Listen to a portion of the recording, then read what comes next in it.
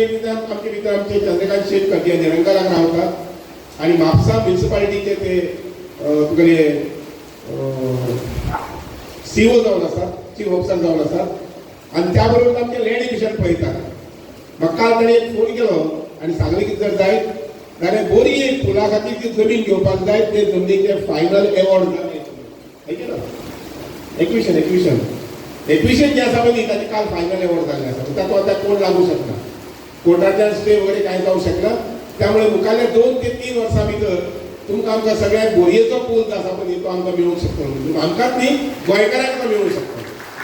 पण तागेर फोन येयला फुडें जाच्या वाट पळय जालो की लँड एक्विशन नोटिफाय जावपाक जाय, दिल्ली साकून ते ईमेल, गोंयची न्ही, दिल्ली साकून पूण पेपर तांचे कडेन वचपाक जाय आशिल्ले, जे ताणें काही दिसां पयलीं धाडिल्ले म्हणजे काका भितर धाडिल्ले आनी ते इमिजिएटली नोटिफाय जाले। हांवें नोटिफाय जाले कळना फुडें इमिजिएटली आमचो इंजिनियर कन्सर्न इंजिनियर ताचेर चवकशी केली की पूल बांदपाक जमीन आतां ताब्यात येयल्ली आसा, पूल बांदपाक सादारणसो कितलो तेंप जावंक शकता। तो म्हणपाक नॉर्मली केंद्र सरकार जे आसा पळय आतां तुमी जर 3 घर करी ते सादारणचे 2 वर्सांचो कालावधी दिता,